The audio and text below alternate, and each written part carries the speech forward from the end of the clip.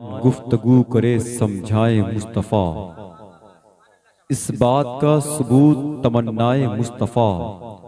कुरआन गुफ्तगू करे समझाए मुस्तफ़ा, मैं भी पड़ा हुआ था गुनाहों के ढेर में, उस गंदगी से मुझको उठा लाए मुस्तफ़ा।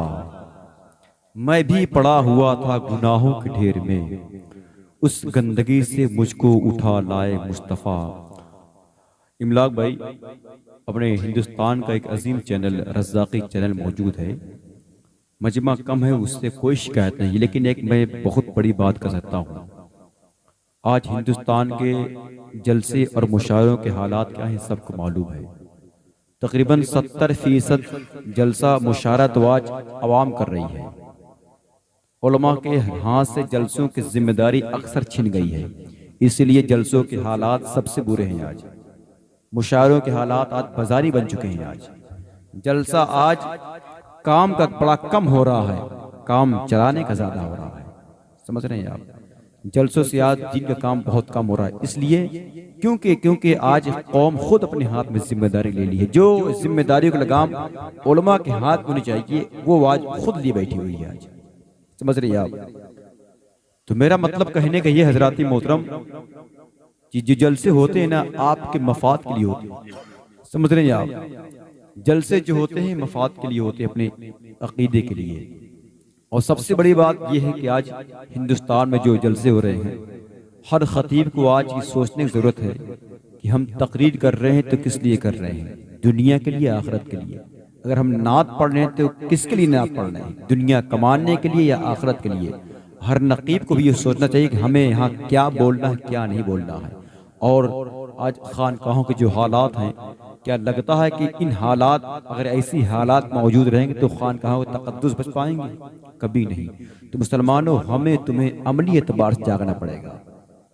जलसों में सिर्फ आने से काम नहीं होने वाला है।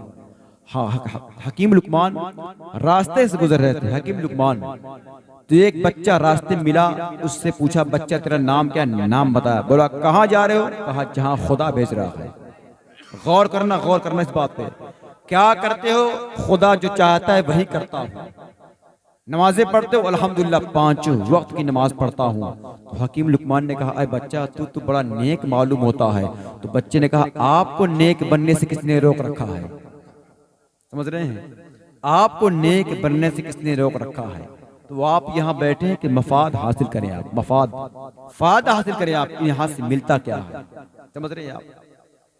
जलसों के हालात आज हिंदुस्तान में बहुत बुरे हैं। आज अगर आप अमल नहीं करेंगे तो ये आना जाना, जलसे कराना, मुशायरा कराना, क्या मतलब फिर रह जाएगा, है कि नहीं? जरा मोहब्बत से बोल दी या रसूल अल्लाह, और मोहब्बत से बोल दी या रसूल अल्लाह। भाई तस्लीमुद्दीन साहब हमारे बहुत करीबी दोस्त हैं, कारी अब्दुल वफीद अशरफी, ये लोग मुंबई से देख रहे हैं इस प्रोग्राम को। वहां से कुछ शेर की फरमाइश हुई, मैं शेर पढ़ता हूँ, जरा आप मोहब्बत से बोल दो या रसूल अल्लाह। शायर ने कहा, सारी दुनिया में दरे आका से अच्छा क्या है, जिसने तैबा नहीं देखा है तो देखा क्या है।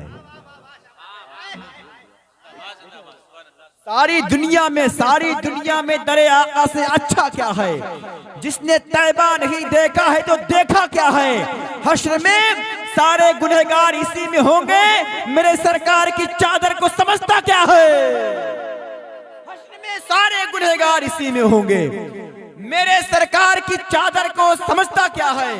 इसलिए मैं करता हूँ गुनाहों से तौबा मैं बहुत, रूह कब तन से निकल जाए भरोसा क्या है। इसलिए मैं गुनाहों से करता हूँ तौबा मैं बहुत, रूह कब तन से निकल जाए भरोसा क्या है। रूह कब तन से निकल जाए भरोसा क्या है। बैठे मोहब्बत शायर कहता है, याद तैबा की दिलाता है चला जाता है। जरा मोहब्बत से बोल दो ना सुभान अल्लाह। आप ऐसे परेशान बैठे हैं। एक शख्स बहुत परेशान था मिलाक भाई, उससे लोगों ने कहा, यार तुम इतने परेशान क्यों हो? उसने कहा, क्या करूं यार, जब से शादी किया हूं मेरी बीवी मुझे बहुत मारती है।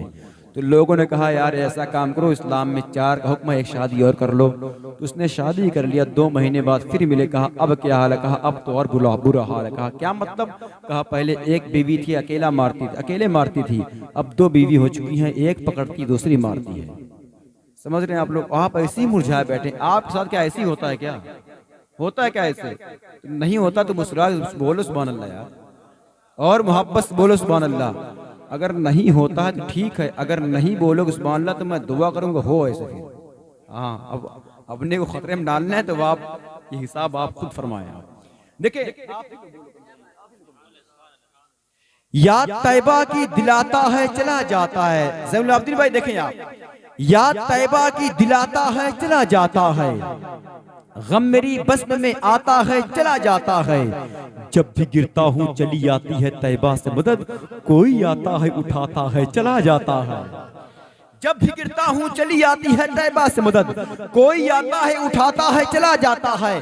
शायर ने कहा बन के रहमत कोई आता है चला जाता है, अपने दामन में छुपाता है चला जाता है। सख्त पहरे में भी अब्बास अलमदार वफा, पानी चुल्लू में उठाता है चला जाता है, पानी चुल्लू में उठाता है चला जाता है। मेरा साबिर वो वली है जो जनाजा अपना खुद ही आता है पढ़ाता है चला। मेरा साबिर वो वली है जो जनाजा अपना, मेरा साबिर वो वली है जो जनाजा अपना खुद ही आता है पढ़ाता है चला जाता है। फिर शायर कलम उठाता है, कहता है निगाह ही से मुझे क्या पिला के छोड़ दिया, मैं क्या बताऊं मुझे क्या बना के छोड़ दिया। फरिश्ते लेके चले थे जहन्नम की ओर, मुझे हुजूर ने उनसे छुड़ा के छोड़ दिया। फरिश्ते लेके चले थे जहन्नम की ओर, मुझे हुजूर ने उनसे छुड़ा के छोड़ दिया, मुझे हुजूर ने उनसे छुड़ा के छोड़ दिया। अब आइए इस पाकीज़ा मोहब्बत के इस पाकीज़ा माहौल में एक अजीम नाम के मालिक हजरत भाई शोएब बरकाती, जिनका नाम इस मोहल्ले इस शहर से है, मैं उनसे मोहब्बत के साथ गुजारिश करता हूँ आप जहाँ बैठे हैं मोहब्बत के साथ यहाँ आ जाए, क्योंकि आहटों की जरा सी दस्तक पर दिल के दरवाजे खोल सकता है। इश्क ऐसी जबान है लोगों जिसको गूंगा भी बोल सकता है।